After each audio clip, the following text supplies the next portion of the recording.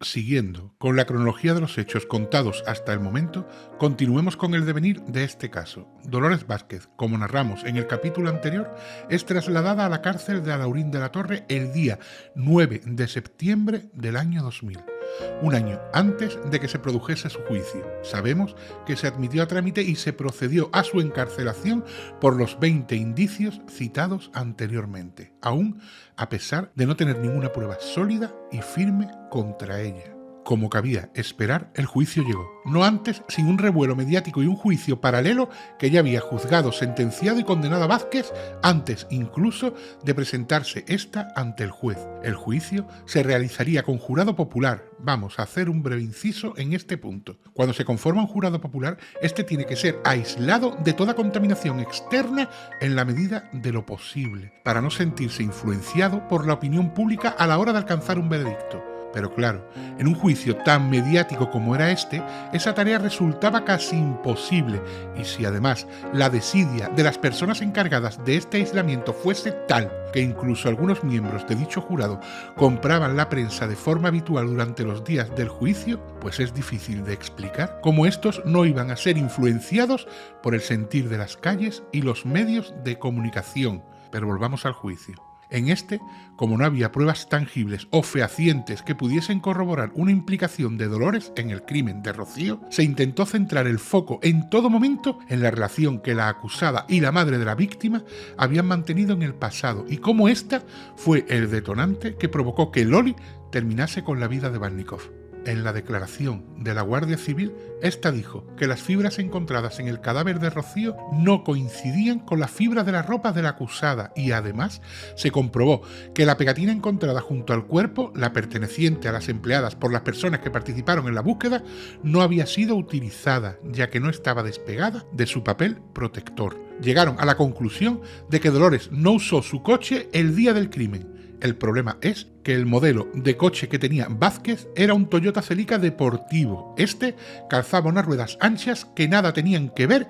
con las marcas encontradas en la escena del crimen ni en el lugar donde más tarde aparecería el cuerpo. Se barajó la hipótesis por parte de los investigadores de que Dolores hubiese alquilado un vehículo con este fin. Pero claro, no era común que un coche de alquiler calzase unos neumáticos descatalogados varios años atrás, teniendo en cuenta que estas compañías renuevan la flota cada pocos meses. Y además, tampoco pudieron hallar pruebas de que la acusada hiciese uso de este servicio. El fiscal del caso manifestó entonces que Dolores vivía en una zona donde residían muchos extranjeros y que estos tenían por costumbre dejar las llaves puestas en sus vehículos, por lo que Vázquez no tenía más que haber cogido uno de estos coches y utilizarlo para el traslado del cuerpo. Perdonadme, pero no voy a hacer ninguna apreciación ante esta hipótesis. Otra de las personas en prestar declaración fue la trabajadora ucraniana que corroboró en el juicio su declaración anterior ante la Guardia Civil, en la que dijo que Dolores agredió con un cuchillo un cartel de la búsqueda de Rocío el día 2 de noviembre, día en que se encontró el cuerpo de la víctima. Hay que tener en cuenta un apunte respecto a esta declaración. Cuando la trabajadora ucraniana declara ante la Guardia Civil este hecho, lo data en el día 4 de noviembre, 2 días después de la aparición del cuerpo de Rocío, pero en el juicio se retracta y lo fecha en el mismo día de la aparición del cuerpo. ¿Por qué esto es importante? Pues porque el día 2 aún se desconocía que la víctima fue asesinada por una agresión con arma blanca. Y si, como dice la propia Dolores, la escenificación con el cartel fue para hacerle entender a la asistenta que no hablaba español que habían asesinado a la chica con un cuchillo, ¿cómo podía conocer que fue así el mismo día de su aparición? Una persona cuanto menos peculiar a la que se le tomó declaración es a una vidente llamada Marisa Sevillano. Esta declaró que Dolores fue a su consulta el día 14 de abril de 1999, que llegó acompañada de otra persona, aunque durante la sesión de parapsicología estuvo sola. Según las palabras de esta vidente, Vázquez le confesó que Alicia Hornos, madre de Rocío, lloraría lágrimas de sangre. Siguió relatando que acusaba a la hija de esta de ser la causante de la ruptura de su relación. Según comenta Dolores, quería retomar su relación, pero que ésta estaba rota ya que su excompañera sentimental había rehecho su vida. La vidente dijo que no preguntó en ningún momento de si la pareja de esta era un hombre o una mujer, pero que determinó que seguramente sería una mujer porque, según sus propias palabras, Dolores le pareció muy hombruna. Ante las preguntas del fiscal, esta dijo que reconoció a la acusada cuando salió en televisión detenida por la Guardia Civil y que a través de una persona de su gabinete se puso en contacto con la benemérita y esta le tomó declaración el 13 de septiembre. Otra de las personas en declarar fue Rosario Trujillo, la madre del entonces novio de Rocío. Esta afirmó que Barnikoff vestía la noche en la que desapareció una chaqueta de color marengo con cremallera y recordaba que tenía cremallera porque ella misma se la subió cuando salía de casa y que ésta no se correspondía con la sudadera y la camiseta que fueron encontradas en el lugar del crimen. La testigo se echó a llorar cuando recordó las últimas palabras que cruzó con Rocío la última vez que la vio con vida. Antonio José Jurado, novio de Rocío, declaró que ésta salió de su casa en torno a las 9:30, vestida con un body de color burdeos, con tirantes y pantalón vaquero. Una testigo ocular declaró que efectivamente Rocío iba así vestida cuando la vio dirigirse por el camino de la Cortijera. El abogado defensor de Dolores le insistió a Antonio sobre la camiseta con el logotipo de Nike y este aseguró que jamás vio a Rocío vestir esa prenda. El taxista que dijo escuchar el grito desgarrador en la zona donde supuestamente fue agredida y asesinada Rocío también prestó declaración en el juicio y corroboró lo anteriormente declarado ante la Guardia Civil, que no puso en conocimiento de esto lo ocurrido hasta no enterarse de lo sucedido días después. En el lugar se encontró con un vehículo 4x4 y una persona con rasgos árabes. Dolores Vázquez declaró que aquella tarde-noche no salió a realizar deporte porque su sobrina, Begoña Martínez, le había dejado al cargo de su hija mientras ellos iban a cenar a casa de unos amigos a Málaga. Dice que solo se ausentó de su domicilio para ir al restaurante Oasis, que se encuentra a unos 7 metros de su casa, para comprar tabaco y tirar la basura, y que el resto de la noche no se movió de su domicilio. Acreditó con documentos de Telefónica que estuvo hablando por teléfono desde las 10:34 de la noche hasta las 11:10 y posteriormente realizó otra llamada a las 11:17 que duró 2 minutos. Rosa María Díaz, compañera de trabajo de Dolores, declaró que ésta la telefoneó para decirle que no podía ir a visitarla por motivos de estar al cuidado de su madre y su sobrina. Describe a la acusada como una persona buenísima, generosa, a la que le encantan los niños y que atiende con dedicación a los mayores, entregándose a las personas que la necesitan, añadiendo que jamás ha presenciado ni una escena violenta por su parte, sino todo lo contrario, un comportamiento exquisito. Begoña Martínez, sobrina de la acusada, declaró que el 9 de octubre de 1999, junto con su marido e hija de 2 años y medio, se trasladaron desde su domicilio en Granada hasta el chalet de su tía Dolores en Mijas, donde llegaron sobre el mediodía y almorzaron con ella. Alrededor de las 9 de la noche se trasladaron a Málaga para cenar en casa de unos amigos, dejando a Dolores en la vivienda al cuidado de su hija y de la madre de esta. Encarnación Lozano, empleada del restaurante Oasis, declaró al año del crimen durante el juicio que recordaba que María Dolores se acercó a la ventana de la cocina sobre las 11:30 a comprarle tabaco aquel 9 de octubre de 1999, con signos de estar nerviosa, y que le dijo que venía de correr. El propietario de dicho restaurante declaró que Dolores nunca se ausentaba de su domicilio sin tener a una persona al cuidado de su madre. Asimismo, manifestó que la última vez que Dolores limpió la fosa séptica de su casa fue aproximadamente 1 año antes de los hechos ocurridos y que lo hizo porque un vecino se lo pidió. Posteriormente nunca se volvió a limpiar, pues si lo hubiese hecho, él se habría dado cuenta no solo por el olor que se desprende al realizar esta operación, sino porque hubiese visto el camión de la empresa que lo hace, ya que este ocupa media calle. Esto viene a colación de una investigación que llevó a cabo la Guardia Civil, por la cual mantenía como hipótesis que Dolores había ocultado el cadáver de Rocío dentro de dicha fosa. Cabe destacar que durante el juicio la Guardia Civil negó que se investigase este hecho. Quizás uno de los testimonios más esperados fue el de Alicia Hornos. Esta desmintió en todo momento, al igual que después haría la hermana de Rocío, la declaración que realizó tanto el novio de la víctima como la madre de este, ya que dijeron que aquel día, cuando Barnikoff abandonó su domicilio en torno a las 5:30 de la tarde, solo vestía con una camiseta blanca con logotipo Nike y unos pantalones morados de tipo elástico. Ambas declararon que fue la última vez que la vieron con vida y que no había subido de nuevo a su casa. Además, Hornos dijo que su hija no podía llevar esa chaqueta, ya que la misma se encontraba en su casa. También contradijo casi toda la declaración que realizó Dolores. Esta declaró que la noche que su hija murió, Vázquez pasó por el lugar donde fue asesinada Rocío. Según sus palabras, la propia Dolores le dijo que esa misma noche había pasado por esa zona, pero que no se le ocurrió mirar dentro porque estaba todo muy oscuro. Alicia comentó ante el jurado que dicha afirmación fue oída también por una hermana suya. Dijo entonces, palabras textuales, ella ha matado a mi hija para hacerme daño. Alicia portaba en todo momento un portarretratos con la imagen de su hija y dijo al jurado: este juicio no es mío, sino de mi hija, y quiero que esté presente. Declaró que la relación entre Rocío y Dolores no era buena. Dijo que al comienzo de la misma, que duró unos 10 años, la armonía era perfecta, pero que con el tiempo se deterioró, porque su hija no quería a Loli y que ésta terminó odiando a Rocío. En su relato, describió a la acusada como una mujer severa, agresiva e irascible. Ejercía el papel de padre y la trataba a ella y a sus hijos como analfabetos, incluso como seres inferiores. Declaró que un día cogió a Rocío por el cuello al contradecirla y la abofeteó. Entonces Rocío le reprochó: un día Loli me va a matar y tú no vas a hacer nada. También relató que la obligó a cortarse su melena y que un verano la dejó sin salir porque sacó malas notas. Era muy severa con los niños. Al principio no en pegar, sino en castigar, pero luego se volvió pegona, decía Alicia, añadiendo que en otras ocasiones agredió a su propia madre y a una tía. También negó que la casa de Mijas fuese comprada solo por Loli, ya que dijo que ella aportó 11 millones y Dolores 15, pero que aún así solo se escrituró a nombre de Vázquez, por lo que cuando se rompió su relación fue ella la que tuvo que abandonar el domicilio e irse de alquiler con sus 3 hijos. La hermana de Rocío, que declaró poco después, añadió que el móvil del crimen era la venganza, porque Rocío era un obstáculo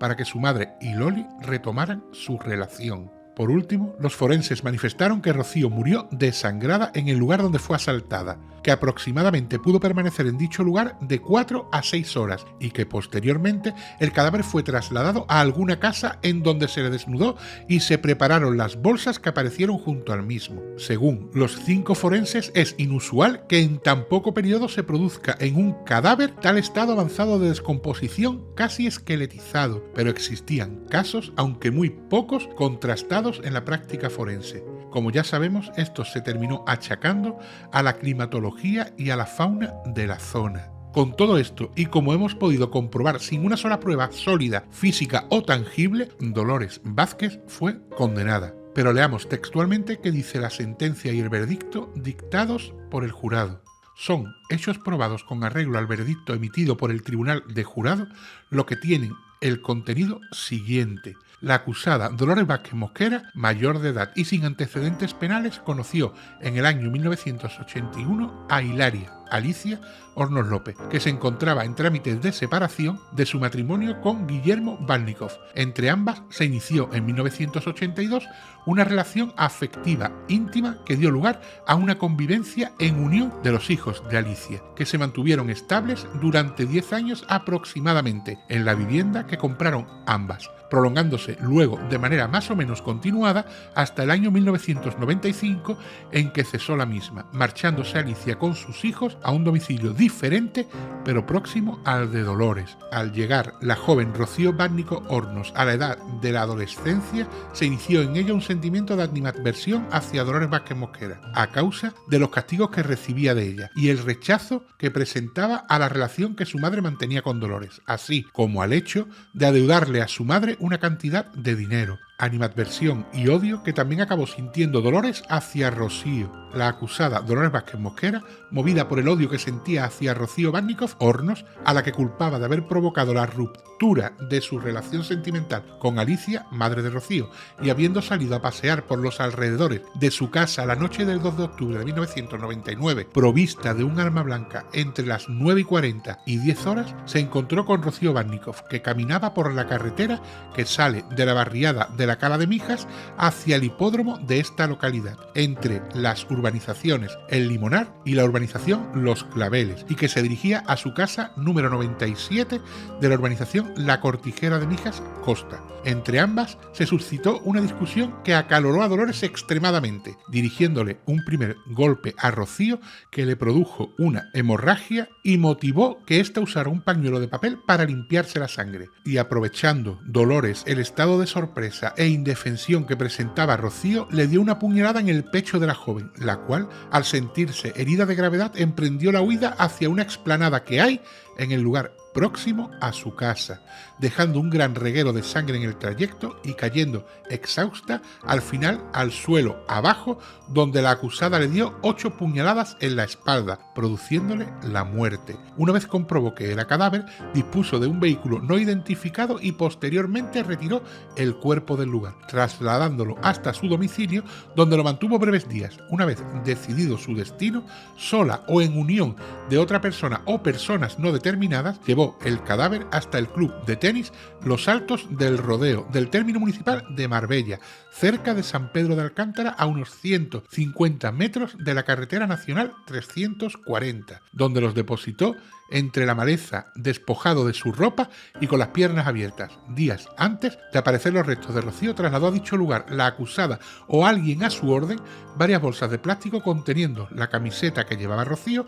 para facilitar su localización. En base a este veredicto del jurado, el juez dictó sentencia y dice textualmente: en la expresada sentencia, con base en los fundamentos de derecho que se estiman oportunos, se pronuncia el siguiente fallo: que de acuerdo con el artículo 70 de la ley del Tribunal del Jurado con veredicto del mismo, debo condenar y condeno a la acusada Dolores Vázquez Mosquera como autora criminal responsable de un delito de asesinato ya definido en la persona de Rocío Bannikov Hornos, sin la concurrencia de circunstancias modificativas de la responsabilidad criminal, a la pena de 15 años y un día de prisión e inhabilitación especial para el derecho de sufragio pasivo durante el mismo tiempo de duración de la pena, y al pago de las costas procesales, incluidas las de la acusación particular al haber sido relevante, así como a que indemnice a los herederos de Rocío Bannikov Hornos en la suma de 18 millones de pesetas, con aplicación de los intereses legales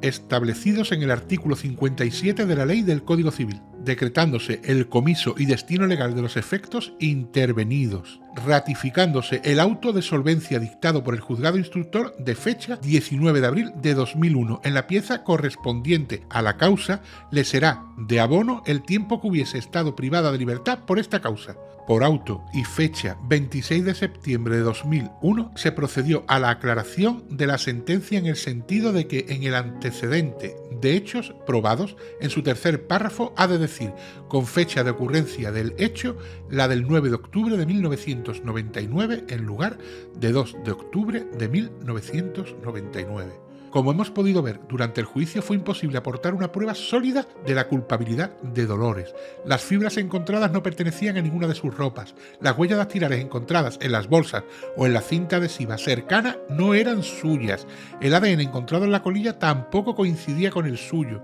Ningún testigo pudo corroborar si Vázquez tenía muestras de forcejeo, arañazos o magulladuras los días posteriores al crimen. Se dice que ésta tuvo que tener el cuerpo de Rocío en casa por varios días, cuando se sabe que vivía con su madre y, es más, tenía asistenta. Las marcas de neumáticos no coinciden con su vehículo. El testimonio del taxista, que habla de un 4x4, incluso la Guardia Civil, cuando dice que días después ve a 2 personas con el coche de Dolores, dice que son 2 varones. En fin, que todo es un despropósito que a lo único que nos lleva es a que Dolores era culpable porque así lo habían determinado los investigadores, la opinión pública y los medios de comunicación, pero realmente y sobre la mesa no existía nada que pudiese inculpar del asesinato de Rocío a Vázquez, más allá de la premisa de Dolores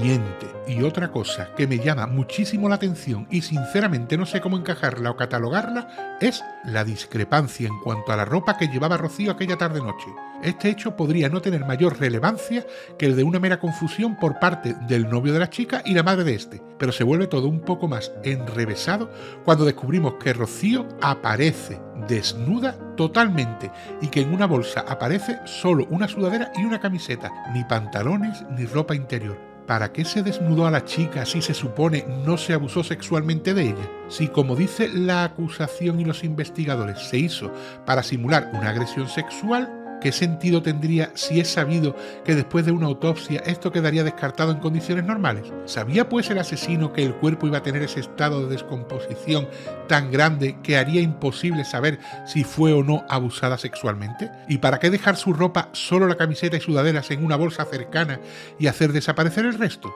No sé qué pensar al respecto, pero a mí, cuanto menos, me parece muy extraño todo lo que rodea a la desnudez, las contradicciones y la aparición de esta ropa. Y como no podía ser de otro modo, tras esto, el abogado defensor de Vázquez presentó recurso contra la sentencia ante el Tribunal Superior de Justicia de Andalucía, el cual revisó dicha sentencia y ordenó a la audiencia celebrar un segundo juicio. Concretamente, el auto de dicho tribunal dice literalmente: el Tribunal Superior de Justicia de Andalucía reprocha en su sentencia al magistrado presidente del jurado el incumplimiento de la prescripción del artículo 70 LOTJ, ya que dice se limitó a asumir el pronunciamiento del Tribunal Popular en sus propios términos, y tiene razón, puesto que al resultar evidente que al tenor de esto no le permitían construir la sentencia dotándola de motivación suficiente, debió devolver el veredicto, explicando al jurado, si antes no lo había hecho, o insistiendo en otro caso,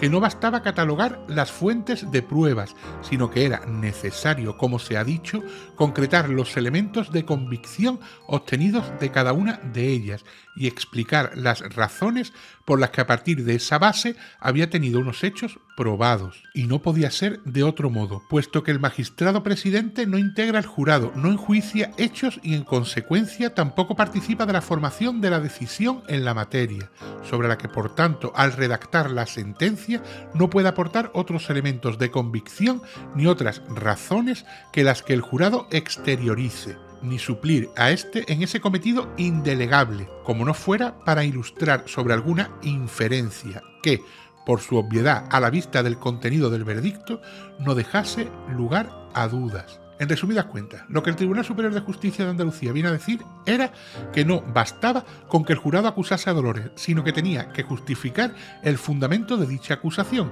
y decir por qué pruebas o indicios estaba sostenida. Y como esto no se producía, el juez tenía como obligación que haber devuelto el veredicto al jurado para que emitiese otro en el que subsanase esto. Quiero explicar que, aunque un juicio se produzca con jurado popular, es el juez el que tiene la última palabra para acatar un veredicto, y si observa, como en este caso, que dicho veredicto no tiene bases para sustentarse, puede devolverlo hasta en 3 ocasiones. Si aun devolviéndolo en estas 3 ocasiones el tribunal siguiese sin estar de acuerdo, el juez disolvería el jurado y daría por finalizado dicho juicio, el cual tendría que repetirse con un jurado diferente. Si finalmente después de este segundo juicio sucediese exactamente lo mismo, el acusado quedaría libre y absuelto de los cargos que se le acusan, por lo que no tiene sentido que el juez justifique su actuación diciendo que lo único que hizo es acatar el veredicto que le entregaron. Tras este fallo del Tribunal Superior de Justicia de Andalucía, justo al día siguiente, Dolores Vázquez fue puesta en libertad tras haber pasado 17 meses en prisión, a la espera de un nuevo juicio que tendría lugar en el mes de octubre de 2003. Pero el 14 de agosto de 2003, 2 meses antes de la celebración de dicho juicio, desaparece en el pueblo de Coín, muy cerca de Mijas, la adolescente Sonia Caravantes, de 17 años de edad, y la investigación de esta desaparición dará un vuelco al caso de Rocío de tal modo que el juicio contra Dolores nunca se celebrará y ésta quedará absuelta y libre de toda acusación.